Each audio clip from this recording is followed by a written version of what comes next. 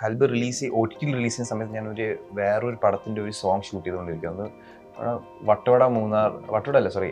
Vagamon Munnar area ആയിരുന്നു. അവിടെ range കുറച്ച് കുറവാണ്. സോ എനിക്ക് എൻ്റെ ഇൻസ്റ്റാഗ്രാം നോക്കിയപ്പം ഏകദേശം ഒരു 10K 15K ഫോളോവേഴ്സ് ഉണ്ടായിരുന്നുള്ളൂ. പിന്നെ കൽബ് റിലീസ് ചെയ്യുന്ന 2 days കഴിഞ്ഞിട്ട് ഞാൻ തിരിച്ച് കൊച്ചിയിലെത്തി. അപ്പം തന്നെ നോക്കിയിരുമ്പോൾ ഒരു 150K ഫോളോവേഴ്സ് ഇങ്ങനെ വെറുതെ ഒരു നോട്ടിഫിക്കേഷൻ കിട്ടി. അപ്പം പിന്നെ ഇൻസ്റ്റാഗ്രാം നോക്കുമ്പോൾ മൊത്തം കൽബിൻ്റെ റീൽസ്, അതിൻ്റെ സോങ് കട്ട്സ് എല്ലാം. Music, costume, art, editor 3 award വേറെ കിട്ടിയായിരുന്നു. അന്ന് ഹരൻ സാറായിരുന്നു ജൂറി ചെയർമാൻ. ഹരൻ സാർ പറഞ്ഞു, അപ്പം മൂസയ്ക്ക് പോലൊരു ചിത്രത്തിന് എന്താണ് അവാർഡ് കൊടുത്തതെന്ന് ചോദിച്ചപ്പോൾ ഹരൻ സാർ പറഞ്ഞു, മൂസ ഒരു മോശം ചിത്രമല്ല, അതിൻ്റെ പിന്നിൽ എഫർട്ടുണ്ട്. ഹരൻ സാർ ആയതുകൊണ്ടാണ് മൂസയ്ക്ക് ഇത് കിട്ടിയത്. കാരണം അങ്ങനെ എത്ര സിനിമകൾ എടുത്തിട്ടുണ്ട്, പഞ്ചാഗ്നിയും അകർഷതങ്ങളും പോലുള്ള സിനിമകളും എടുത്തിട്ടുണ്ട്. ഇതിന്റെ എഫർട്ട് നന്നായിട്ട് അത് ഓൺ ദി സ്പോട്ടിൽ ഒരു സാധനം പോലും മാറ്റില്ല. എന്താണോ സ്ക്രിപ്റ്റ്, ആ സ്ക്രിപ്റ്റ് എൻ്റെ വീട്ടിൽ ഒന്നും ഇരിക്കുന്നുണ്ട്, പ്രിന്റഡ് ഇരിക്കുന്നുണ്ട്. ഒരു ലൈൻ പോലും നമ്മളൊരു കുത്തു കോമ്പോലും മാറ്റാൻ പറ്റില്ല. അപ്പോൾ ഞാൻ പറഞ്ഞു സെലിബ്രിറ്റി ഗസ്റ്റ് ആക്ടർ മൂവി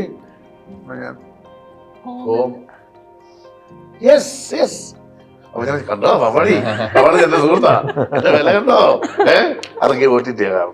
നമ്മളെ പോലെ തന്നെ അവിടെ വലിയ വിപ്ലവം നടക്കുന്നുണ്ട്. അവിടെ ഇപ്പോൾ മാരി സെൽവരാജ്, പാരഞ്ജിത്ത്, വെട്രിമാരൻ സാറ്, അങ്ങനെ ഒരുപാട് പേര്. നമ്മൾ വിസാറിനെ സിനിമയൊക്കെ കണ്ടു കഴിഞ്ഞാൽ 2 ദിവസം നമ്മൾ വിറയ്ക്കും.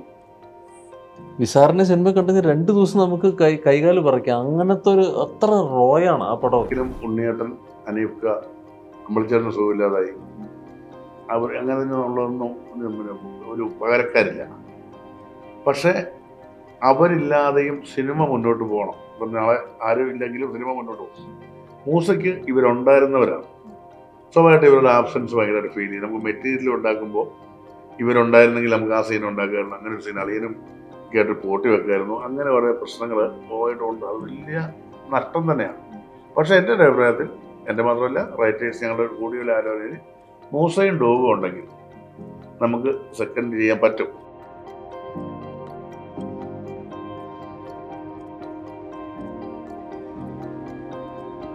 UK okay. പുതിയ ചിത്രത്തിന്റെ വിശേഷങ്ങളുമായി റോണി ചേട്ടൻ, രഞ്ജിത്ത് സജീവ്, സ്വാഗതം. ഈ പേരിൽ തന്നെ ഒരു അട്രാക്ഷൻ ഉണ്ട്, UK okay, United kingdom of Kerala. അപ്പം അരുണിന്റെ മുന്നത്തെ സിനിമകൾ എടുത്തു കഴിഞ്ഞാൽ അതിലും പേരിൽ തന്നെ ഒരു ഹുക്കിംഗ് ഫാക്ടർ ഉണ്ടാവാറുണ്ട്. കൂടെ ഒരു നർമ്മമൊക്കെ കലർന്നിട്ടുള്ള ഒരു സെറ്റിംഗ് കൂടെ, വളരെ റോ ആയിട്ടുള്ള സെറ്റിംഗ് ആണ്. അത് തന്നെയാണോ UK ഓക്കെയിലേക്ക് വരുമ്പോഴുള്ളത്? എന്താണ് റോൺ ദിശ? ഒരു നാട്ടുപുറത്ത് നടക്കുന്ന ഒരു കഥ തന്നെയാണ്. പക്ഷെ ആ ക്യാച്ചിങ് ഫാക്ടർ പറഞ്ഞ ഇതിന്റെ full form United kingdom of Kerala. പിന്നെ നമ്മൾ ചുരുക്കി പറയുമ്പോൾ UK ഓക്കെ എന്നതിന്റെ ഒരു ക്യാച്ചിങ് ഫാക്ടർ ഉണ്ട്. ആ പേരിടാനുള്ള കാരണം അത് പടം കാണുമ്പോൾ അറിയാം. കാരണം അതൊരു പ്രത്യേക ഇപ്പോഴത്തെ ഒരു വളരെ സോഷ്യൽ റെലവെന്റ് ആയിട്ട് ഒരു ടോപ്പിക് ഡിസ്കസ് ചെയ്യുന്നത്. അതിനെ സംബന്ധിച്ച് ഒരു ആപ്റ്റ് ആയിട്ടുള്ള ഒരു പേര് നമുക്ക് തോന്നിയത് യുണൈറ്റഡ് കിങ്ഡം ഓഫ് കേരള എന്ന് ഇടാൻ വേണ്ടി. മുന്നേ വന്ന സിനിമകളൊക്കെ ഡിഫറെന്റ് ജോണേഴ്സിലാണ്. ഇപ്പം ഗൽബാണ് പക്ക ഒരു റൊമാൻറ്റിക് മൂവി ആയിരുന്നു, ഗോളം ഒരു ത്രില്ലർ ആയിരുന്നു, മൈക്ക് വേറെ തന്നെ ഒരു യോണറിൽ വന്നിട്ടുള്ള സിനിമയാണ്. അപ്പം ഈ യോണേഴ്സ് പലതരത്തിലുള്ളത് ടേസ്റ്റ് ചെയ്ത് പോവാന്നുള്ളൊരു ബ്ലെസ്സിങ് കിട്ടിയിട്ടില്ലേ?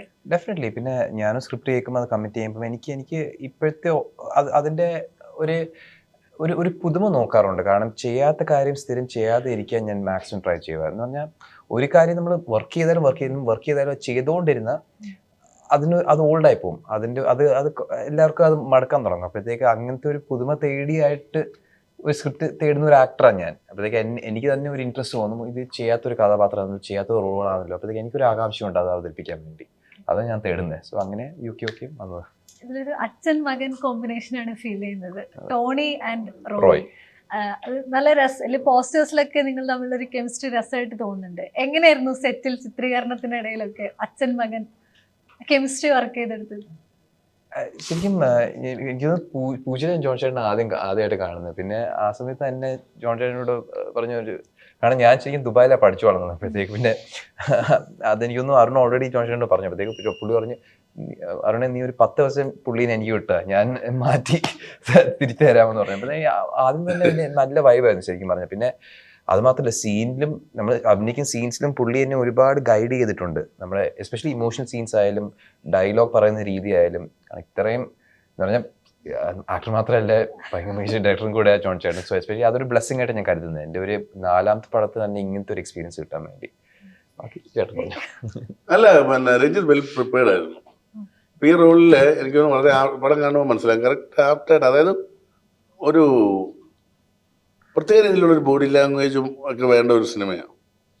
അത് വളരെ നീറ്റായിട്ട് ചെയ്തിട്ടുണ്ട്. പിന്നെ ഞാൻ പറഞ്ഞല്ലോ, ഈ നമ്മൾ ഇഷ്ടപ്പെടുന്ന നമ്മളുടെ ഭാഗത്ത് ഒരുപാട് കറക്റ്റാണ് നമ്മൾ ചിന്തിച്ചേക്കുന്ന കറക്റ്റാണ്, അത് 100% ജെന്യുവനാണ്. പക്ഷെ മറ്റുള്ളവർ മനസ്സിലാക്കുന്നില്ല, ഇനി ഒരു അവസരം കിട്ടാൻ സാധ്യതയുമില്ല. അപ്പോൾ നമ്മളെ നീ ചിന്തിക്കുന്ന ശരിയല്ല എന്നുള്ളൊരു തെറ്റിദ്ധാരണയാണ് ചുറ്റുപാടും. അത് വലിയൊരു ദുർഗതിയാണ് മനുഷ്യന്. നമ്മൾ ആരോട് പറയും ഇത്, എനിക്ക് പ്രൂവ് ചെയ്യാൻ പറ്റുമെന്ന് ആരോട് പറയും? അപ്പോൾ സാഹചര്യമല്ല എതിരാണ്. അപ്പോൾ ആ സാഹചര്യത്തിന് അനുകൂലമാകാൻ, ശരി അവരുടെ ഇഷ്ടത്തിന് അനുകൂലമാകാം എന്നും പറഞ്ഞ് നീങ്ങുമ്പോഴും പറ്റുന്നില്ല. പ്രതികൂലമാകുമ്പോൾ അതിലും വേറെ പ്രതികൂലം. അങ്ങനെ ഒരുപാട് സ്ട്രഗിൾ അനുഭവിക്കുന്ന ഒരു ക്യാരക്ടർ. അപ്പോൾ ഒരിക്കലും ചിരിക്കാനൊക്കെയുള്ള അവസരങ്ങൾ വളരെ കുറച്ചാണ് എനിക്ക് സിനിമയിൽ കിട്ടുന്നത്. അത് അപ്പനുമായിട്ടുള്ള ഇഷ്ടത്തിലേക്ക്, അപ്പൻ്റെ സന്തോഷം കാണുമ്പോഴും പുള്ളി സന്തോഷിക്കുന്നുണ്ട്. പക്ഷെ അപ്പോഴും ഉള്ളിലൊരു വിഷമമുണ്ട്, എനിക്ക് അപ്പൻ്റെ സന്തോഷം എത്ര നാളിങ്ങനെ നിലനിർത്താൻ പറ്റും അങ്ങനെയൊക്കെയുള്ള ഒരുപാട് മുഹൂർത്തങ്ങളുണ്ട്. അപ്പോൾ ആ ഒരു ഫ്രസ്ട്രേഷൻ വളരെ ഈസി ആയിട്ട് ചെയ്തിട്ടുണ്ട്. ഞാൻ പറഞ്ഞു എന്നൊക്കെ പറയുന്നത് എന്നോടുള്ള ഇഷ്ടം കൊണ്ട് എങ്കിലും നമ്മൾ ചില കാര്യങ്ങൾ സസ്റ്റെയിൻ ചെയ്യാനൊക്കെ പറഞ്ഞിട്ടുണ്ട്. മോനെ അങ്ങനെ നമ്മളിപ്പോൾ മലയാളം എന്ന് പറഞ്ഞത് നമ്മുടെ നാടൻ മലയാളം നന്നായി പറയുന്ന ആളാണ്. അപ്പോൾ ആ ഒരു രീതിയിലേക്ക് എത്തിക്കാൻ ശ്രമിച്ചിട്ടുണ്ട്. പക്ഷെ ഞാൻ പറഞ്ഞല്ലോ, ചിലർ ഇപ്പോൾ നമ്മളൊരു അഭിനയിക്കാൻ വേണ്ടി ഇറങ്ങിയ ആളുകൾ എന്ന് പറയില്ലേ, അപ്പോൾ അതിൽ ഭയങ്കര ഡെഡിക്കേഷൻ ഉള്ള ആളാണ്. നമുക്ക് വരും നല്ല പ്രോമിസിംഗ് ആയിട്ടുള്ള ഒരാൾ. ഇത് ഹീറോ ആയതുകൊണ്ട് ഒന്നും സൂചിപ്പിക്കുകയൊന്നുമല്ല, എനിക്ക് വളരെ ഇണങ്ങി ചേർന്ന ഒരു കോമ്പിനേഷൻ തന്നെയായിരുന്നു. എൻ്റെ മകൻ എന്നുള്ള രീതിയിൽ എനിക്ക് സന്തോഷമായിരുന്നു. പിന്നെ പറഞ്ഞ ഞാൻ പറഞ്ഞില്ല, ഇപ്പോൾ നമ്മൾ മാത്രമല്ല അഭിനയിക്കും, ഒരുപാട് അത് മഞ്ജുപിള്ളയുണ്ട്, ഇന്ദ്രൻസേട്ടനുണ്ട്, റോണിയുണ്ട്, മനോജ് കെ ഉണ്ട്, അൽഫോൻസ് പുത്രൻ അഭിനയിച്ചിട്ടുണ്ട്. അങ്ങനെ ഒരുപാട് താരങ്ങളൊക്കെ ഉള്ള ഒരു സാരംഗി എന്ന് പറഞ്ഞൊരു പുതിയ കുട്ടിയാണ്, മനോജേട്ടനുണ്ട്. അപ്പൊ അങ്ങനെ ഒത്തിരി ആളുകളുണ്ട്. അപ്പൊ എന്തായാലും ഞാൻ പറഞ്ഞല്ലോ, എല്ലാത്തരം ഓഡിയൻസിനും ഇഷ്ടപ്പെടുന്ന ഒരു 2 പേരുടെ കാഴ്ചപ്പാട്, യൂത്തിന്റെ ഉണ്ട്, ഫാമിലിയുടെ ഉണ്ട്. അതായത് പഴഞ്ചൻ കണക്കല്ലേ അല്ലെ പുതിയ ആണോ ഏതാണ് ചിന്ത, നമ്മൾ അത്ഭുതപ്പെടും യൂത്ത് ഇങ്ങനെ ചിന്തിക്കുന്നുണ്ടല്ലോ എന്ന്. അപ്പൊ അങ്ങനത്തെ ഒരുപാട് രസങ്ങളുണ്ട് ഈ സിനിമയ്ക്കകത്ത്. എന്തായാലും ഓഡിയൻസ് ഞാൻ പറയാം അന്തസ്സുള്ള ഒരു സിനിമ തന്നെയായിരിക്കും. ഈ കട്ടപ്പന എന്ന് പറയുന്ന ഒരു ടെറൈൻ കൂടെയാണെന്ന് തോന്നുന്നു അതിനകത്ത് എക്സ്പ്ലോർ ചെയ്യുന്നത്. ഈ ഓരോ ടെറൈനനുസരിച്ചും കഥാപാത്രങ്ങളിൽ മാറ്റങ്ങൾ വരുമല്ലോ. അപ്പൊ ഈ കട്ടപ്പനയിലേക്ക് വരുന്ന സമയത്ത് ഉണ്ടായിട്ടുള്ള ഒരു അനുഭവം, പ്രത്യേകിച്ച് നമുക്ക് എപ്പോഴും അത്തരം ഒരു നാടൻ ഫീല് ചേട്ടൻ്റെ ക്യാരക്ടേഴ്സിന് കിട്ടാറുണ്ട്. ഈ UK കഥാപാത്രം, ആ ഒരു ടെറൈൻ. ഇപ്പൊ ഞാൻ പറഞ്ഞില്ലേ, എനിക്ക് ഈ പറയുന്ന ഇങ്ങനത്തെ കാര്യങ്ങൾ ചെയ്യുമ്പോൾ ഞാൻ എപ്പോഴും എൻ്റെ ചേട്ടൻ, എൻ്റെ അപ്പൻ, എൻ്റെ അമ്മായിപ്പൻ, ഇവരൊക്കെ ഞാൻ എപ്പോഴും മനസ്സിലാക്കും. ഇപ്പോൾ പാലത്തു ഞാൻ പറഞ്ഞ എൻ്റെ അമ്മായിപ്പനെ തന്നെ ഞാൻ മനസ്സിലാക്കണ്ടേ. ഇതിനകത്ത് എൻ്റെ ചേട്ടനെ ഞാൻ കുറേ കണ്ടിട്ടുണ്ട്. അതിന് വളരെ സത്യസന്ധനും വളരെ കുടുംബത്തിന് വേണ്ടി ജീവിക്കുന്ന മനുഷ്യരായിരിക്കും. പക്ഷെ ഇവരധികം അങ്ങനെ ചിരിക്കുകയോ വലിയ പരിപാടികളൊന്നും, മകൻ്റെ ഒരു സന്തോഷം അവൻ്റെ കൂടെ കൂടുമ്പോൾ കുറച്ച് കൂട്ടുകാരൊക്കെ ഉണ്ടാവുള്ളൂ, അവരുടെ ഒരു സന്തോഷമൊക്കെ ഉണ്ട്. അല്ലാത്തപ്പോൾ നമുക്ക് തോന്നുന്നു ഒരു മൊശടനാണല്ലോ എന്ന് തോന്നും.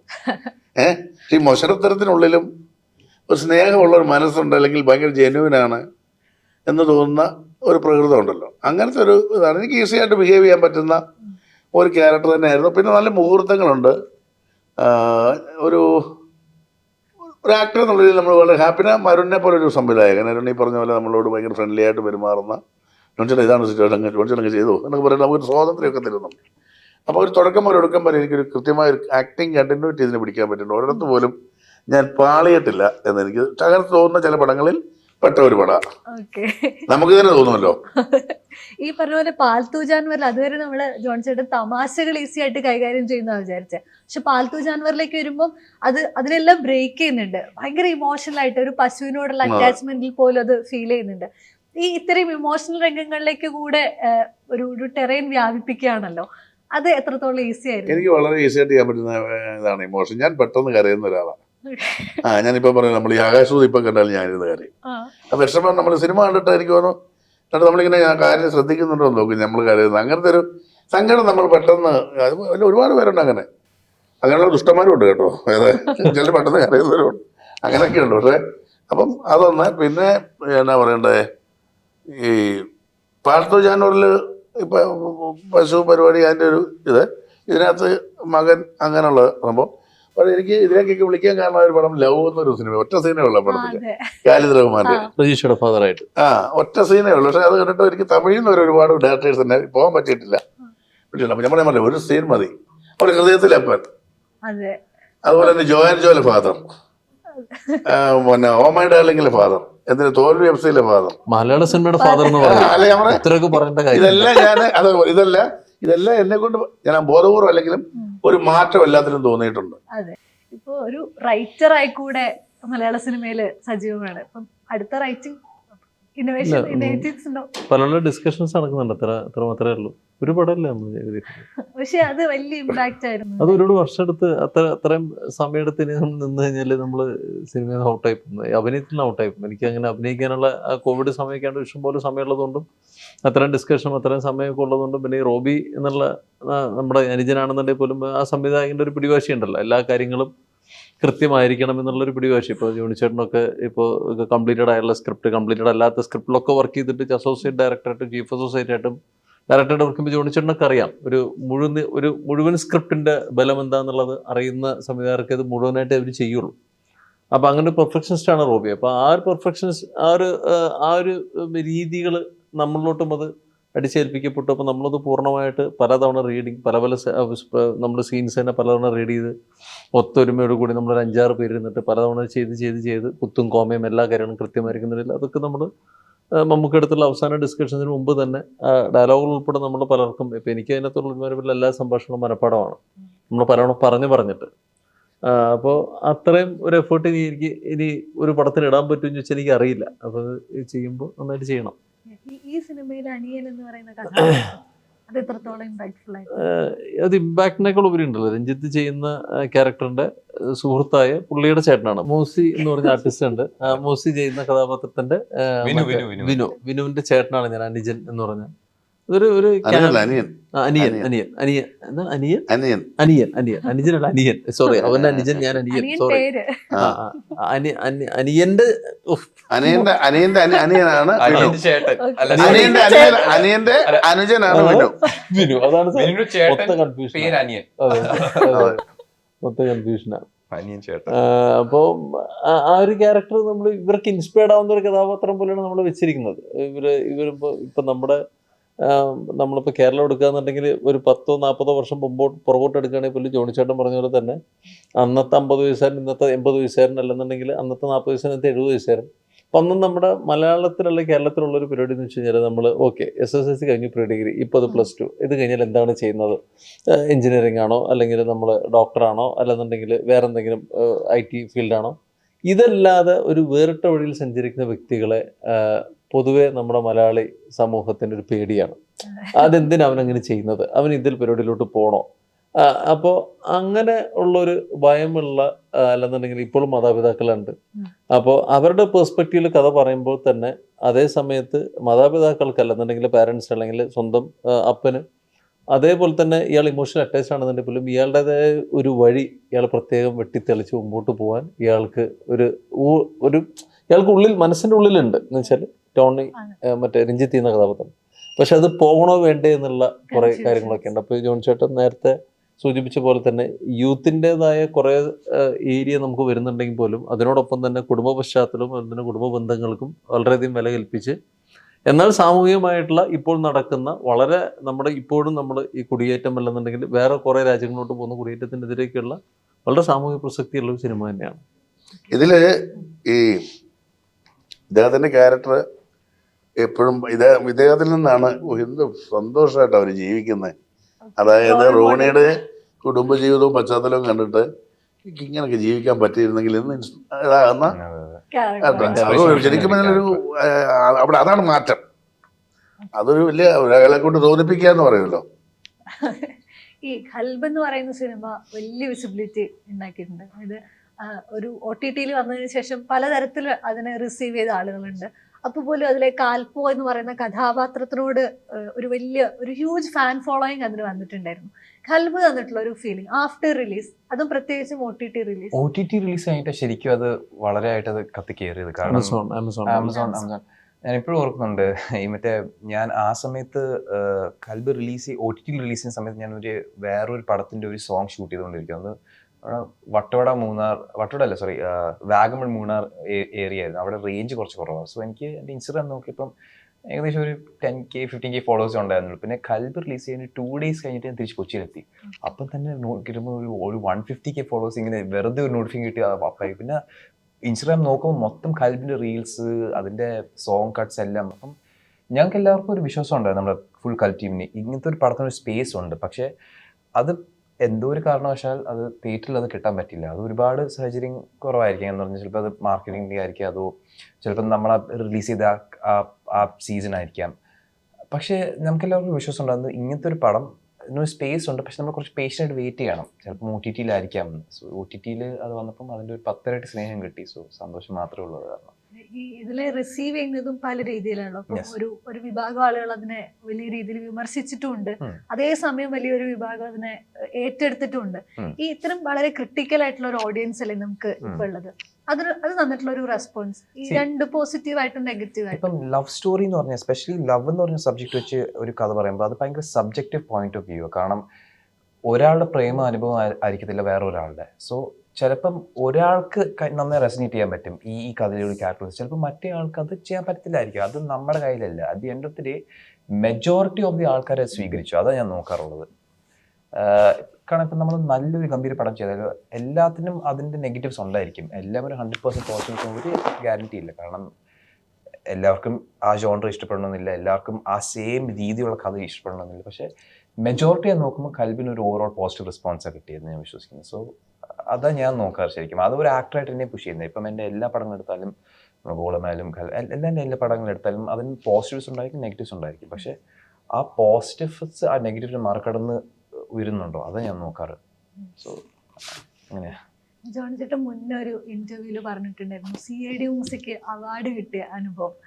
അന്ന് വരെ നമ്മൾ ഒരുപക്ഷെ തമാശകളുള്ള നർമ്മപ്രധാനമുള്ള സിനിമകൾക്ക് അവാർഡ് കൊടുക്കുക എന്ന് പറയുന്നതിനെ ഇങ്ങനെ അവാർഡൊക്കെ കൊടുക്കാനുണ്ടോ എന്ന് ചോദിച്ചിരുന്നു.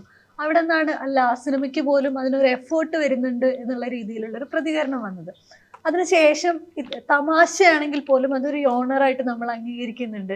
നിരൂപകരാണെങ്കിലും അതിനെ കൂടുതലായിട്ട് സ്വീകരിക്കുന്നുണ്ട്. ഇപ്പം കഴിഞ്ഞൊരു വർഷം മലയാള സിനിമയിൽ എടുത്തു കഴിഞ്ഞാൽ ഇപ്പോൾ ആവേശം പോലെയുള്ള സിനിമകൾ, അല്ലെങ്കിൽ രോമാഞ്ചം പോലെയുള്ള ഇത്തരം സിനിമകളിൽ നർമ്മമാണ് ത്രൂ ഔട്ട് ഉള്ളത്. പക്ഷെ നമ്മളതിനെ ക്രിട്ടിക്കലി പോലും അംഗീകരിച്ചു തുടങ്ങുന്നുണ്ട്. ഈ തമാശ ചിത്രങ്ങൾക്ക് ഒരു വേറിട്ടുള്ള പ്രതികരണങ്ങളാണോ നമ്മുടെ നാട്ടിൽ കിട്ടിക്കൊണ്ടിരുന്നത്? അങ്ങനെ ഉണ്ടായിരുന്നു. എനിക്ക് തോന്നുന്നു ഇപ്പം ഈ തമാശ വളിപ്പ് എന്നൊക്കെ പറഞ്ഞിട്ട് പറയുമായിരുന്നു.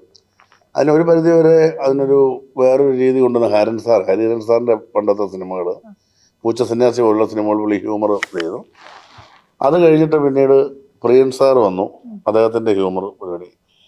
അപ്പോൾ അതിനോടൊപ്പം തന്നെ ഇവിടെ വേറൊരു കോമ്പിനേഷൻ ഉണ്ടായി, സത്യനന്ദിക്കാട് ശ്രീനിവാസൻ. സത്യൻ സാറും ശ്രീനിയേട്ടനും കോമ്പിനേഷനിൽ നല്ല സറ്റയറായിട്ടുള്ള വിമർശനമുള്ള രസമുള്ള നാട്ടുമ്പുറം പരിപാടികളിൽ ഗംഭീര ഹ്യൂമർ വന്നു. അപ്പം മുതലേ ഹ്യൂമറിന് അവരാണ് എനിക്ക് തോന്നുന്നത് ഹ്യൂമറിന് വേറൊരു തലം കൊണ്ടുവന്നു. ഇപ്പം മകനായ സംവിധായകൻ ജോർജ് സാറിന്റെ പഞ്ചവടിപ്പാലം, അതിൽ ഹ്യൂമർ എന്തുമാത്രം ഹ്യൂമറുണ്ട്. ഇപ്പൊ ഒരിടത്തെന്ന് പറഞ്ഞ സിനിമയിൽ ഹ്യൂമറില്ലേ, പിന്നെ ഒരിടത്തൊരു ഫയൽവാന ഹ്യൂമറില്ലേ, അപ്പം നമ്മുടെ കള്ളംപവിത്രന് ഹ്യൂമറില്ലേ. അപ്പം അതിലെല്ലാം ഹ്യൂമറുണ്ട്. അപ്പം തമാശ പറഞ്ഞ ഫുൾ ലെങ്ത് തമാശയും അതിൻ്റെ ഒരു ഇത് വരുമ്പോഴാണ് മൊത്തത്തിൽ ഇത് ചെയ്തിട്ടുള്ളത്. പിന്നെ ഒരു കാലം വരെ സിനിമകൾ ഇങ്ങനെ ചിലപ്പോഴൊക്കെ ഉണ്ടായിരുന്നു, ഈ ഒറ്റപ്പാലത്ത് ഷൂട്ട് ചെയ്യുക, ബലിയിടയില്ല, വള്ളൂരാണ് സ്ലാങ് പറയുക, അങ്ങനത്തെ ഒരു പരിപാടിയും കുറച്ച് ലാഗും ഒക്കെ ഉണ്ടെങ്കിൽ അവാർഡ് എങ്ങനെ കൊടുക്കാതിരിക്കുമെന്നൊക്കെയുള്ളൊരു അത് ടോട്ടലി മാറി. ഇപ്പം എല്ലാ സിനിമകളും ഹോളിവുഡിലെ പോലെ പടത്തിൻ്റെ മെറിറ്റാണ് നോക്കുന്നത്, അതെങ്ങനെ എടുത്തിരിക്കുന്നു, അതെന്ത് പറഞ്ഞിരിക്കുന്നു എന്നൊക്കെ പറഞ്ഞിട്ട് ആ രീതിയിലേക്ക് മാറിയിട്ടുണ്ട്. ഇപ്പം ഇവർ ചെയ്ത പടം കണ്ണൂർ സ്ക്വാഡ്, ആ സിനിമ കാണുമ്പോൾ എന്ത് മനോഹരമായിട്ടാണ് ഒരു പോലീസ് ഒരു സംഘം ഇവിടുന്ന് പോയി ഇത്രയും കഷ്ടപ്പെട്ട് അതിൻ്റെ ഒരു സ്ട്രഗിൾ, അതിൻ്റെ ഒരു ബുദ്ധിമുട്ട്. അപ്പോൾ നമുക്ക് നമ്മുടെ സേനയോട് നമുക്കൊരു ബഹുമാനം തോന്നും. മൊത്തത്തിൽ ഇതേം ഇവരൊക്കെ ഇത്രയും പാടുപെടുന്നുണ്ടല്ലോ എന്ന് തോന്നും. അപ്പോൾ ആ എഫർട്ടുണ്ട്. അപ്പോൾ അത് തീർച്ചയായിട്ടും അത് ആദരിക്കപ്പെടേണ്ട. അത് അവാർഡിന് വല്ല പരിഗണിച്ചായിരുന്നോ? അത് വന്നോ? അപ്പൊ ഞാൻ പറഞ്ഞ എനിക്ക് മൂസ ചെയ്തപ്പോൾ ഏഷ്യാനെറ്റിന്റെ മറ്റേ നവാഗതനുള്ള കിട്ടി. പക്ഷെ മൂസയ്ക്ക് കോസ്റ്റ്യൂം, ആർട്ട്, എഡിറ്റർ 3 അവാർഡ് വേറെ കിട്ടിയായിരുന്നു. അന്ന് ഹരൻ സാറായിരുന്നു ജൂറി ചെയർമാൻ. ഹരൻ സാർ പറഞ്ഞു, അപ്പം മൂസയ്ക്ക് പോലൊരു ചിത്രത്തിന് എന്താണ് അവാർഡ് കൊടുത്തതെന്ന് ചോദിച്ചപ്പോൾ ഹരൻ സാറ് പറഞ്ഞു, മൂസ ഒരു മോശം ചിത്രമല്ല, അതിൻ്റെ പിന്നിലൊരു എഫർട്ടുണ്ട്. ഹരൻ സാർ ആയതുകൊണ്ടാണ് മൂസയ്ക്ക് ഇത് കിട്ടിയത്. കാരണം അങ്ങനെ അത്തരം സിനിമകൾ എടുത്തിട്ടുണ്ട്. പഞ്ചാഗ്നിയും നക്ഷത്രങ്ങളും പോലുള്ള സിനിമകളും പഴശ്ശിരാജ എടുത്തിട്ടുണ്ട്. ഇതിൻ്റെ എഫർട്ട് നന്നായിട്ടറിയാം. അതായത് പഴശ്ശിരാജ എടുക്കും, നക്ഷത്രങ്ങളും എടുക്കും. അപ്പോൾ ആ സംവിധാനം ആയതുകൊണ്ടാണ് മൂസയ്ക്ക് അത്രയും ആദരവ് കിട്ടിയത്. സ്ലാപ്സ്റ്റിക് ഉണ്ട് കുറേ കഷ്ടപ്പാടാണ് സിനിമ. ആ കഷ്ടപ്പാട് പുള്ളിക്കറിയാം. പൂച്ചത്തിനാഥ് എന്ന് പറഞ്ഞ പടത്തിൽ പുള്ളി സ്ലാപ്സ്റ്റിക് അന്നത്തെ കാലത്ത് രസമായിട്ട് ഉപയോഗിച്ചിട്ടുണ്ട്. ബഹദൂർ സാറും രാജ്കുമാറും ഒക്കെ അഭിനയിച്ച പടം അങ്ങനെ ചെറുപ്പത്തിൽ നമ്മൾ കണ്ടവിടെ. അപ്പോൾ അതുകൊണ്ടാണ് ഓരോ സിനിമയ്ക്ക് ഞാൻ പറഞ്ഞില്ല, ഓരോ നമ്മൾ ഇപ്പോൾ ചിലർക്ക് ചിലത് കണ്ടാൽ അയ്യോ അതിൻ്റെ, ചിലർക്ക് അങ്ങനെ അതിനോട് സമീപിച്ചിട്ടില്ലാത്തവരായിരിക്കും ചിലപ്പം അങ്ങനെ ഒരു സ്ഥാനത്ത് വരുന്നെങ്കിൽ അതിന് ചിലപ്പം കിട്ടണമെന്നില്ല. പിന്നെ എനിക്ക് തോന്നുന്നു എന്തു കണ്ട് വിലയിരുത്തിയിട്ടൊരു അഭിപ്രായമോ അംഗീകാരമോ കൊടുക്കുന്നതാണ് നല്ലത്. ആദ്യമേ തന്നെ കാണാൻ പോലും മനസ്സ് കൂട്ടാക്കാതെ അത് കുഴപ്പമാണ് എന്ന് പറഞ്ഞാൽ അത് കുഴപ്പം. മുൻവിധികൾ പാടില്ല. ഇപ്പൊ കുറച്ചുകൂടെ അതൊക്കെ ബ്രേക്ക് ആകുന്നില്ലേ? പുതിയ കാലത്തെ സിനിമകൾ വരുന്ന സമയത്ത് എല്ലാതരം ഓണേഴ്സും പരീക്ഷിക്കാൻ മേക്കേഴ്സും അത് സ്വീകരിക്കാനുള്ള ഒരു പ്രേക്ഷകരും ഇവിടെ ഉണ്ടാവുന്നു. തീർച്ചയായിട്ടും അതിന് വലിയ പങ്ക് ഈ OTT ഉണ്ട്. എന്നാ അറിയാം, മൊത്തം സിനിമകൾ കണ്ടുകൊണ്ടിരിക്കുക, ഓൾ ലാംഗ്വേജിലുള്ള പല പല ജോണിലുള്ള പടങ്ങൾ കണ്ട് എൻ്റെ മക്കളൊക്കെ പിന്നെ കൊറിയൻ പടം കാണുന്നു. മൊത്തത്തിൽ അവർക്ക് ഏതെങ്കിലും പടം സീൻ കണ്ടാൽ ഇത് മറ്റേ പടത്തിൽ വന്നാന്ന് ഒരു എന്ന് പറയും. അപ്പൊ അവള് ഈ പറഞ്ഞ നമ്മളൊക്കെ എന്തെങ്കിലും പറയുമ്പോ പിള്ളേർക്ക് തന്നെ ഇയാൾക്കൊന്നും ഇതുവരെ ഇയാളൊക്കെ എവിടുത്തെ നടന്ന എവിടുത്തെ സംവിധായകനാന്നുള്ളൊരു റിയാക്ഷൻ തരുന്നുണ്ടോ എന്ന് നമുക്ക് തോന്നിയിട്ടുണ്ട്. കാരണം അവരൊക്കെ ഇവരെ നമ്മളെ വിഷമിപ്പിക്കേണ്ടല്ലോ എന്ന് ഓർത്തിട്ട് പിന്നെ അതുപോലെ വലിയ പൊട്ടത്തരം പറയുമ്പോ അപ്പ അങ്ങനല്ലപ്പ ഇങ്ങനെയാണപ്പ എന്ന് പറയും. കാരണം ഇയാൾ നാട്ടുകാരുടെ മുന്നിൽ പോയി ഇത് പറയുന്നതല്ലോ എന്നൊക്കെ പറയുന്ന പോലെ. അപ്പൊ ഞാൻ പറഞ്ഞത് സിനിമ മൊത്തത്തിൽ മാറിയിട്ടുണ്ട്. OTT വന്നത് വലിയ അനുഗ്രഹമാണ്. ഇപ്പൊ നമുക്ക് തന്നെ എത്രയോ പടം മിസ്സാകുന്ന എല്ലാം കാണാൻ പറ്റും. ഞാനിപ്പോ ഡെയിലി ഒരു പടം വെച്ച് കാണും. ഇപ്പോഴും സ്ഥിരമായിട്ട് സിനിമകൾ കണ്ടു തന്നെയാണ് പോകുന്നത്. ഇത് തീർച്ചയായിട്ടും നമുക്ക് കാണാൻ പറ്റുമ്പോൾ ഞാൻ പറഞ്ഞു തമിഴിലൊക്കെ ചില വിട്ടുപോയ പടങ്ങൾ കുറെ ഉണ്ടായിരുന്നു. അതെല്ലാം ഇപ്പൊ വാഴ എന്നൊക്കെ പറഞ്ഞ പടം ഞാനിപ്പോഴാണ്. പിന്നെ അതുപോലെ നമ്മുടെ നാനിയുടെ 2-3 പടം ഇപ്പോഴാണ് കണ്ടത്. നാനി ഒരു ക്രിക്കറ്റ് പ്ലെയർ ആയിട്ടുള്ളൊരു പടം. അതുപോലെ തന്നെ നാനി മറ്റേ ശനിയാഴ്ച 5 മണി വരെ കൊല്ലുള്ളൂല ഇടിക്കുള്ളത് പറഞ്ഞു അതെല്ലാം ഉഗ്ര പടം. അതിനകത്ത് SJ സൂര്യ എന്തൊരു പെർഫോമൻസാ. ഈയിടെ ഞാൻ പടം കണ്ടു, നമ്മുടെ ശശികുമാർ സാറിന്റെ ഇറങ്ങിയ പടം. അപ്പം നമുക്ക് യുണൈറ്റഡ് കിങ്ഡം അതും രസമുള്ള പടം. ഇപ്പൊ ഞാൻ ആലോചിക്കുമ്പോ ഇപ്പൊ നമ്മളിപ്പോ ഒരു സ്ക്രീൻ പ്ലേ എഴുതുന്ന സമയത്ത് അല്ലെങ്കിൽ സംവിധാനം ചെയ്യുന്ന സമയത്ത് ആളുകൾക്ക് റെഫർ ചെയ്യാൻ ഒരുപാട് സിനിമകൾ ഈ പറഞ്ഞതുപോലെ ഉണ്ടാവും. നമ്മൾ ഇന്റർനാഷണൽ സിനിമകൾ കാണുന്നുണ്ട്, അവിടെ നിന്നുള്ള റെഫറൻസ് നമുക്ക് കിട്ടും. പക്ഷെ ഇപ്പൊ ഇവിടെ നാട്ടിൽ നിന്ന് ചെന്നൈയിൽ പോയിട്ട് സിനിമ സംവിധാനം ചെയ്യണം എന്നുള്ള ആഗ്രഹത്തിൽ പോകുന്ന ഒരാളെ സംബന്ധിച്ചിടത്തോളം ആ ഒരു എക്സ്പോഷർ കുറവായിരിക്കില്ലേ? ആ കാലഘട്ടത്തിൽ എങ്ങനെയാണ് ഒരു സിനിമയുടെ മേക്കിംഗ് ഒക്കെ പഠിച്ചെടുക്കുന്നത്? ഇന്നിപ്പോ നമുക്ക് കുറച്ചുകൂടെ യൂട്യൂബ് വഴി പോലും ട്യൂട്ടോറിയൽസ് കിട്ടുന്നുണ്ട്. ആ ഒരു കാലഘട്ടത്തിൽ ആ ലേണിംഗ് എങ്ങനെയാണ് സംഭവിക്കുന്നത്? നമ്മളവിടെ ചെല്ലുന്നു, ചാൻസ് ചോദിച്ച് നടക്കുന്നു, ഒരു ഡയറക്ടറുടെ വർക്ക് കിട്ടുന്നു, അദ്ദേഹത്തിൻ്റെ കൂടെ വർക്ക് ചെയ്തപ്പോൾ നമ്മൾ ചിലപ്പോൾ അന്നത്തെ കാലത്ത് ഇതുപോലത്തെ ദിവസമൊന്നും എടുക്കില്ല. 18-25 ദിവസം കൊണ്ടൊക്കെ ഒരു സിനിമ തരും. അപ്പോൾ ഞാൻ തുളസിദാസ് സാറിനോടായിരുന്നു ചേർന്നത്. 1 വർഷം 4 പടമൊക്കെ ചെയ്തിട്ടുണ്ട്. അപ്പം ആ പോസ്റ്റ് പ്രൊഡക്ഷൻ മദ്രാസിലായിരിക്കും. അങ്ങനെ കണ്ടിന്യൂസ് ആയിട്ട് പടങ്ങൾ ചെയ്ത് പോകുന്നു. അത് കഴിഞ്ഞ് അസോസിയേറ്റ് ആയിട്ട് പല ഡയറക്ടേഴ്സിനോട് വർക്ക് ചെയ്യുന്നു. പ്രാക്ടിക്കലായിട്ട് കിട്ടുന്ന എക്സ്പീരിയൻസാണ്. ഈ സൗകര്യങ്ങൾ കൂടുമ്പോൾ അതിനനുസരിച്ച് ദുർവ്യയം കൂടുന്ന ഒരവസ്ഥയുണ്ട്. നമ്മൾ ഈ സൗകര്യങ്ങൾ ശരിക്കും പണ്ടത്തെ കാലത്തെന്ന് പറഞ്ഞാൽ നമ്മളിപ്പം ആവശ്യത്തിനുള്ള ഷോട്ട്സ് എടുക്കുക എന്നൊക്കെയുള്ളൊരു ഇത്. കാരണം ഫിലിമാണ്. ഇന്നിപ്പോൾ ഡിജിറ്റൽ വന്നതോടുകൂടി 360 എടുക്കുകയാണ്. മെറിറ്റ് ഉണ്ടാവാം, ഭയങ്കര ഭംഗിയൊക്കെ വരുമായിരിക്കും. പക്ഷേ എനിക്ക് തോന്നുന്നു അധ്വാനം കൂടുതലാണ്, സമയം കൂടുതലാവും. അതേസമയത്ത് ഇപ്പോഴും പ്രിയൻ സാറൊക്കെ എടുക്കുന്നത് എന്ത് ഭംഗിയായിട്ട് എടുക്കുന്നത്, ആവശ്യത്തിനുള്ള കാര്യങ്ങൾ അങ്ങനെ ചിന്തിക്കുന്നവരുണ്ട്. ഇങ്ങനെ എടുക്കുന്നത് തെറ്റല്ല, നമ്മൾ ഏത് രീതിയിൽ നിന്ന് കൊടുക്കുക. കാരണം ഓരോരുത്തരുടെ ഇഷ്ടമാണ്. ഏത് ഫിലിം മേക്കർക്ക് എങ്ങനെയും മേക്ക് ചെയ്യാം. 360-ലും ഞാൻ അഭിനയിക്കും, കറക്റ്റ് ബ്രേക്ക് ഡൗൺ ചെയ്യുന്ന സിനിമയിലും അഭിനയിക്കും.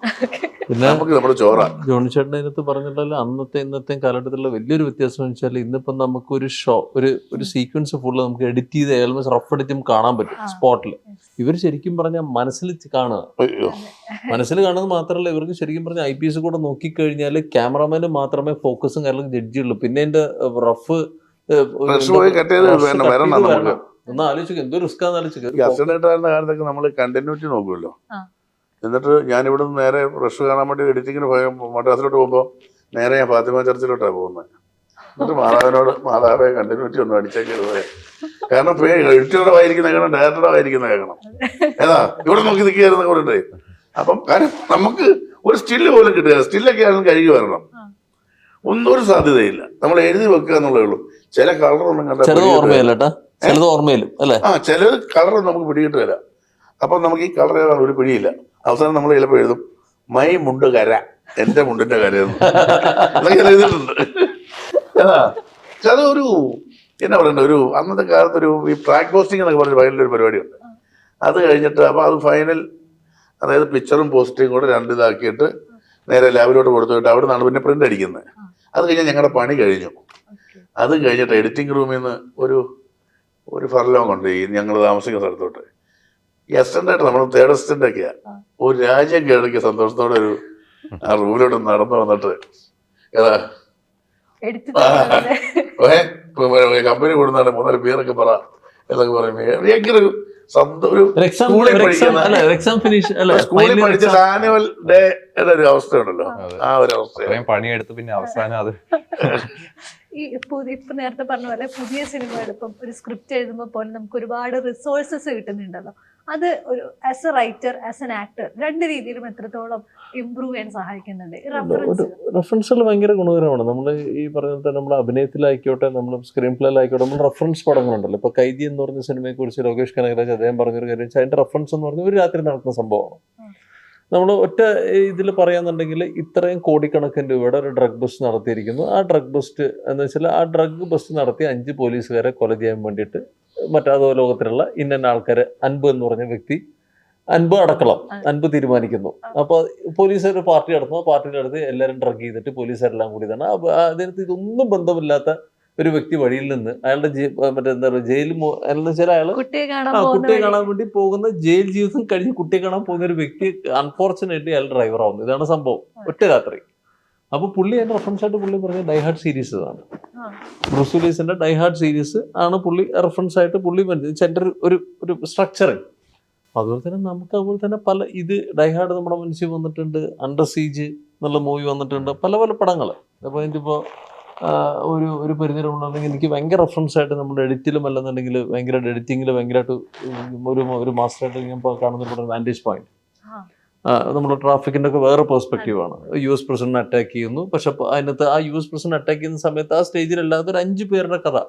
കൊല്ലാൻ വന്നവൻ, അവനെ ഷൂട്ട് ചെയ്യുന്നവൻ, അവൻ ഇഷ്ടമുള്ള പെണ്ണ്, അങ്ങനെ പല തോതിൽ പല രീതിക്ക് സംസാരിക്കും. ഇതൊന്നും അല്ലാതെ വേറൊരു പെൺകുട്ടി ഓടുന്നു, ആ പെൺകുട്ടി രക്ഷപ്പെടുത്താൻ പോകുന്ന വേറൊരു വ്യക്തി. അപ്പോൾ ഈ ജോണി ചേട്ടൻ പറഞ്ഞ തന്നെ പിന്നെ പെർഫോമൻസ് കൊണ്ടിട്ട് നമുക്ക് മറ്റേ ഈ അന്നൊക്കെ ഇവരുടെ വീഡിയോ കാസറ്റ് ആണെന്നുണ്ടെങ്കിൽ നമുക്ക് എല്ലാം കൈ തുമ്പിലല്ലേ, വിരൽ തുമ്പി നിൽക്കുകയല്ലേ എല്ലാം നമുക്ക്. പിന്നെ ഈ ജോണി ചേട്ടൻ പറഞ്ഞത് തന്നെ ഈ സിനിമകൾ കാണുന്നതിനുള്ള ഏറ്റവും വലിയ നമ്മളെപ്പോലെ തന്നെ അവിടെ വലിയ വിപ്ലവം നടക്കുന്നുണ്ട്. അവിടെ ഇപ്പോൾ മാരി സെൽവരാജ്, പാരഞ്ജിത്ത്, വെട്രിമാരൻ സാറ്, അങ്ങനെ ഒരുപാട് പേര്. നമ്മൾ വിസാറിനെ സിനിമയൊക്കെ കണ്ടു കഴിഞ്ഞാൽ 2 ദിവസം നമ്മൾ വിറയ്ക്കും. വിസാറിനെ സിനിമ കണ്ടു കഴിഞ്ഞാൽ 2 ദിവസം നമുക്ക് കൈകാല് വിറയ്ക്കാം. അങ്ങനത്തെ അത്ര റോയാണ് ആ പടമൊക്കെ. എന്ന് വെച്ചാൽ ഒരു പോലീസ് സ്റ്റേഷനിൽ നമ്മൾ പോലീസുകാരെ പ്രകീർത്തിച്ചിട്ടുള്ള സിനിമ. നമ്മള് ഇവിടുത്തെ സംവിധായകർ അവരെ അമ്പരിപ്പിക്കുന്നുണ്ട്. പണ്ട് ഇടയ്ക്ക് സുബ്രഹ്മണ്യപുരം അങ്ങനത്തെ മറ്റേ ആ സമയത്ത് നമ്മളൊന്നും അമ്പരുന്നായിരുന്നു. പിന്നെ അവരെ അമ്പരിപ്പിക്കാൻ തുടങ്ങി.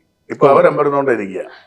അപ്പൊ അങ്ങനെ ഭയങ്കര തമിഴും മലയാളം തമ്മിൽ ഞാൻ ഭയങ്കര ഇഷ്ടമുള്ള ലാംഗ്വേജ് എനിക്ക് തമിഴ് ഡയറക്ടേഴ്സും എല്ലാം. അപ്പം അങ്ങോട്ടും ഇങ്ങോട്ടും അത് നല്ല റിലേഷനുണ്ട് ഇവർക്ക് തമ്മിൽ. ഹെൽത്തി റിലേഷനാണ്. ഇപ്പൊ ഈ കണ്ണൂർ സ്കോട്ടിന് തന്നെ മുന്നേ അസീസ്ക്ക് പറഞ്ഞൊരു കാര്യം ഉണ്ടായിരുന്നു. അതില് ആ ഓൺ ദ സ്പോട്ടിലാണ് ഡയലോഗ് മാറ്റി അദ്ദേഹത്തിന് കൊടുത്തിരുന്നത്. ഇല്ല അങ്ങനെ എനിക്കത് അറിയില്ല. അസീസിന്റെ ഓർമ്മ കാണുന്നത് എനിക്കല്ല. അങ്ങനെ ഒരു പരിപാടി നമുക്ക് ചെയ്യാൻ പറ്റില്ല. ഞാൻ നമ്മുടെ ഗ്രൂപ്പിൽ തന്നെ കുറിച്ച് സംസാരിച്ചാണ്. കാരണം എന്ന് വെച്ചാൽ അത് ഓൺ ദി സ്പോട്ടിൽ ഒരു സാധനം പോലും മാറ്റില്ല. അങ്ങനെ എന്താണോ സ്ക്രിപ്റ്റ്, ആ സ്ക്രിപ്റ്റ് എൻ്റെ വീട്ടിൽ ഒന്നും ഇരിക്കുന്നുണ്ട്, പ്രിന്റഡ് ഇരിക്കുന്നുണ്ട്. ഒരു ലൈൻ പോലും നമ്മളൊരു കുത്തു കോമ്പോലും മാറ്റാൻ പറ്റില്ല. CID മൂസ 2ാം ഭാഗം ഉണ്ട് എന്ന് പറഞ്ഞപ്പോൾ മുതൽ സാമൂഹ്യ മാധ്യമങ്ങളിൽ ചർച്ചയാവുന്നത് 1ാം ഭാഗത്തിൽ അഭിനയിച്ച ഒരുപാട് ലെജൻഡറി ആക്ടേഴ്സ് അവരിപ്പോൾ മലയാള സിനിമയിലില്ല, ലോകത്തില്ല പലരും. അവരൊന്നും ഇല്ലാതെ എങ്ങനെ 2ാം ഭാഗം പൂർണ്ണമാവും എന്നുള്ള ചോദ്യങ്ങൾ വന്നിരുന്നു, ചർച്ചകൾ വന്നിരുന്നു. അതിനോടുള്ളൊരു പ്രതികരണം 2ാം ഭാഗത്തിന്റെ ചിത്രീകരണത്തിൽ അത് എപ്പോഴും ഒരു തടസ്സമാവുമെന്ന് തോന്നുന്നുണ്ടോ? നമ്മൾ നഷ്ടങ്ങൾ എന്നും ഒരിക്കലും ഉണ്ണിയേട്ടൻ, അനീഫ്ക, അമ്പലച്ചേട്ടന് സുഖമില്ലാതായി. അവർ അങ്ങനെ ഉള്ളതൊന്നും പിന്നെ ഒരു പകരക്കാരില്ല. പക്ഷെ അവരില്ലാതെയും സിനിമ മുന്നോട്ട് പോകണം. ഇപ്പം നാളെ ആരും ഇല്ലെങ്കിലും സിനിമ മുന്നോട്ട് പോകും. മൂസയ്ക്ക് ഇവരുണ്ടായിരുന്നവരാണ്. സ്വാഭാവികമായിട്ട് ഇവരുടെ ആബ്സെൻസ് ഭയങ്കരമായിട്ട് ഫീൽ ചെയ്യും. നമുക്ക് മെറ്റീരിയൽ ഉണ്ടാക്കുമ്പോൾ ഇവരുണ്ടായിരുന്നെങ്കിൽ നമുക്ക് ആ സീൻ ഉണ്ടാക്കുമായിരുന്നു, അങ്ങനെ ഒരു സീൻ അളിയനും കേട്ട് പോട്ടി വെക്കായിരുന്നു, അങ്ങനെ കുറേ പ്രശ്നങ്ങൾ പോയിട്ടുണ്ട്. അത് വലിയ നഷ്ടം തന്നെയാണ്. പക്ഷെ എൻ്റെ ഒരു അഭിപ്രായത്തിൽ, എൻ്റെ മാത്രമല്ല റൈറ്റേഴ്സ് ഞങ്ങളുടെ കൂടുതൽ ആലോചനയിൽ മൂസയും ഡോഗും ഉണ്ടെങ്കിൽ നമുക്ക് സെക്കൻഡ് ചെയ്യാൻ പറ്റും. നമ്മൾ അതിനനുസരിച്ചുള്ള സാഹചര്യങ്ങൾ പുതുതായിട്ട് സൃഷ്ടിക്കപ്പെടണമെന്നേ ഉള്ളൂ. പിന്നെ എനിക്ക് തോന്നുന്നു സീരിയസ് ആയിട്ട് വന്നിട്ടുള്ള ഒരു സിനിമയിലും ഒരു കാസ്റ്റിംഗും തുടർന്നിട്ടില്ല. ജെയിംസ് ബോണ്ട് സീരീസ് ആയാലും മറ്റേ ടെർമിനേറ്റർ ആയാലും അല്ലേ, ഒരു കാസ്റ്റിംഗും തുടർന്നിട്ടില്ല. അത് ഹീറോ മാത്രമേ ഉള്ളൂ. അപ്പം ആ ഹീറോ ഡോഗും ഉണ്ട്, അർജുനും ഉണ്ട്. അപ്പം തീർച്ചയായിട്ടും പക്ഷെ നല്ല രസമുള്ള ഒരു പാക്കേജ് ആവണം സീൻ ഓർഡർ. ഒരു നമ്മുടെ ഫസ്റ്റ് ഗംഭീരമായിരുന്നു, സെക്കൻഡ് ഭാഗം കുഴപ്പമില്ല കേട്ടോ, എന്നെങ്കിലും നമ്മൾ കേൾപ്പിക്കണം.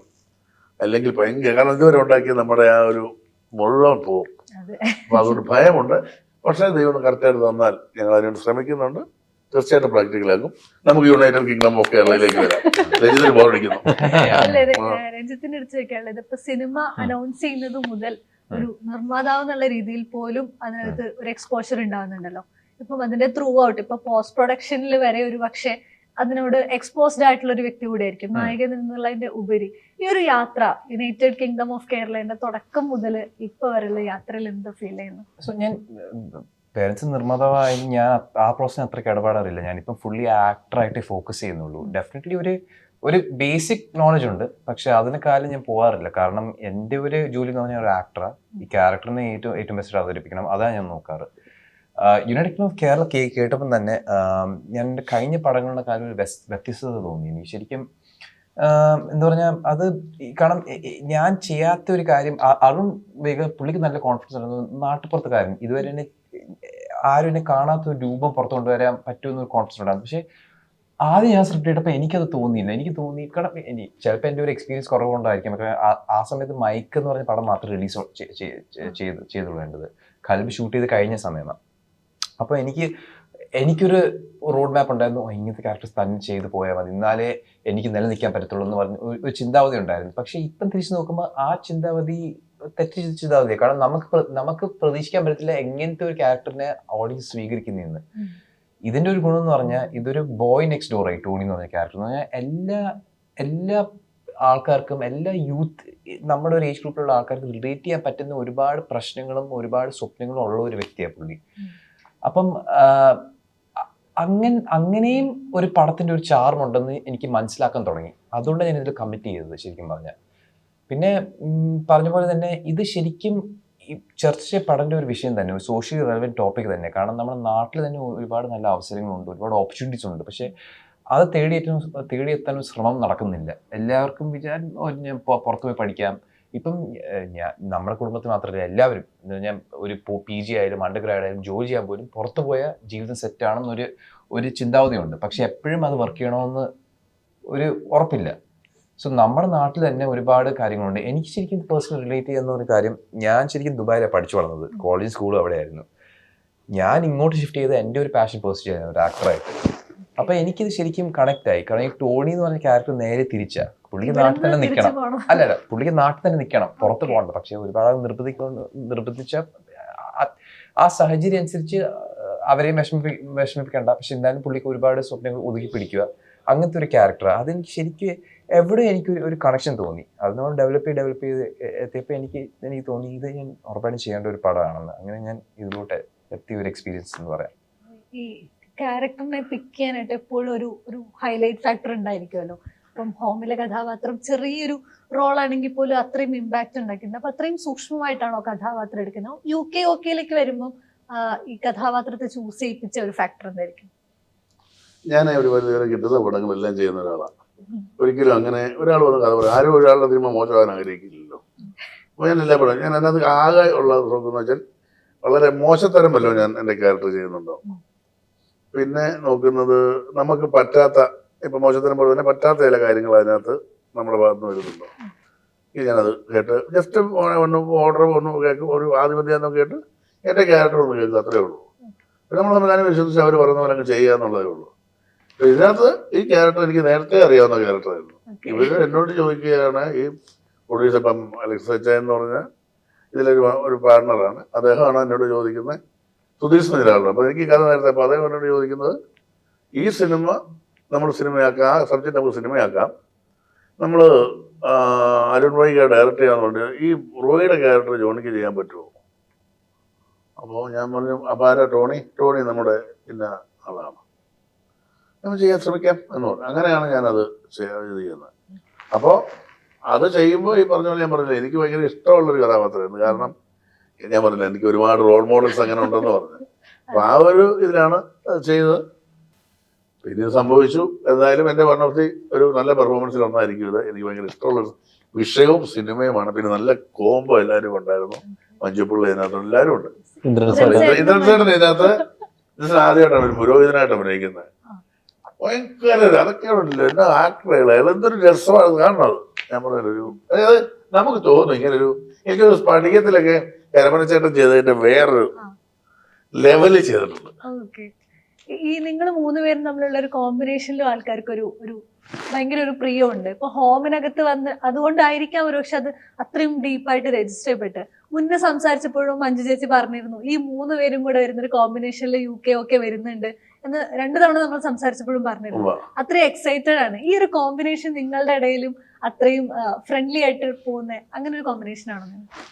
ഈ ഹോമിലേക്ക് എന്നെ വിളിക്കുന്നത് ലാസ്റ്റ് കാണുന്നത് നമ്മുടെ കൊറോണ സമയത്ത് ലാസ്റ്റ് വിളിച്ചിട്ട് 6 ദിവസത്തെ വർക്ക് ചെയ്തു. 6 ഞാൻ വർക്ക് ചെയ്തിട്ടുള്ള ആ സിനിമ. അപ്പോൾ ഇന്ദ്രൻ്റെ കൂട്ടുകാരനാണ് ഇങ്ങനെ സംഭവം. പരാതി രോഗം ഈ പറഞ്ഞ, പിന്നെ ഭയങ്കര റോജിന് ഈ പറഞ്ഞ പോലെ ഭയങ്കര ഇപ്പൊ നമ്മുടെ ഉറുമ്പ് പരിപാടിയൊക്കെ ഇല്ലേ ചോദിച്ചിട്ടാ, ഇംപ്രൂവൈസ് ചെയ്യുമ്പോഴൊക്കെ സപ്പോർട്ട് ചെയ്യും. പിന്നെ ഒരു നല്ല പക്ക സ്ക്രിപ്റ്റ് കയ്യിലുണ്ട്. പിന്നെ നമുക്ക് മേടിച്ചെടുക്കാൻ ഭയങ്കര മിടുക്കനായ ഒരു ഡയറക്ടറായിരുന്നു. അവർക്ക് ഭയങ്കര ഈസിയായിട്ട് ചെയ്തു. ഇന്ന് എനിക്ക് ബന്ധം നന്നായിട്ടുണ്ട്. റോജിക്ക് ഭയങ്കര ഇഷ്ടമാണ്. റോജിന് ഒരു കഴിഞ്ഞ പടത്തിൽ എന്നെ വിളിച്ചത്, പക്ഷേ എനിക്ക് ഡേറ്റ് ഇല്ലാതെ പോകാൻ പറ്റിയില്ല. അപ്പം വളരെ ഈസിയായിട്ട് നമുക്ക് അഭിനയിക്കാൻ പറ്റി. 6 ദിവസത്തെ അഭിനയിച്ച് എനിക്കും ആ സിനിമയിൽ ഒരു സ്ഥാനം കിട്ടിയെന്നുള്ളതാണ്. ഞാൻ ഈ പുറത്ത് പോയി അന്ന് OTT ഭയങ്കരമായിട്ട് പടം പോയി. ഈ അന്യ രാജ്യത്തുള്ള ആള് ഹോം വ്യൂ അങ്ങനെ ഇതുണ്ടായിട്ടുണ്ട് എനിക്ക്. ഞാനൊരു പ്രാവശ്യം എമിഗ്രേഷനിലേക്ക് എൻ്റെ സുഹൃത്തുണ്ട് കൂടെ. അപ്പം ഞാനിങ്ങനെ അങ്ങോട്ട് കിടക്കണം. അപ്പോൾ ഞാൻ പറഞ്ഞു, I am celebrity guest actor any movie. ഞാൻ ഹോം യെസ്. അപ്പൊ ഞാൻ കണ്ടോ അവളി എന്റെ സുഹൃത്താ, എന്റെ വില കണ്ടോ? അതൊക്കെ OTT കാരണം. എന്താ OTT വന്നില്ലായിരുന്നെങ്കിൽ ആരും അറിയാൻ പോകുന്നില്ല. അതുപോലെ ഒരു പ്രാവശ്യം ഒരു ദുബായ് വെച്ചൊരു ഫിലിപ്പൈൻസ് ലേഡി, അവരുടെ ഹസ്ബൻഡും കൂടെ. അപ്പൊ അവര് ഹസ്ബൻഡിനെ കാണിച്ചു കൊടുക്കുന്നു ആക്ടർ ഇവർ. അപ്പൊ അയാള് മലയാളിയാണ്. അപ്പൊ അയാൾ വന്ന് ചോദിച്ചിട്ട് അതിനോലെ എന്റെ വൈഫ് ഹോമാണ്, അവള് തിരിച്ചറിഞ്ഞു അത് ഹോമാ കേട്ടോ. ഞാൻ പറഞ്ഞത് അതൊക്കെ ഒരു വലിയ ഭാഗ്യം. ഇപ്പൊ ഇത് കാണുന്നവർ ചിലപ്പോൾ തള്ള, സത്യമായിട്ടും തള്ളല്ല കേട്ടോ.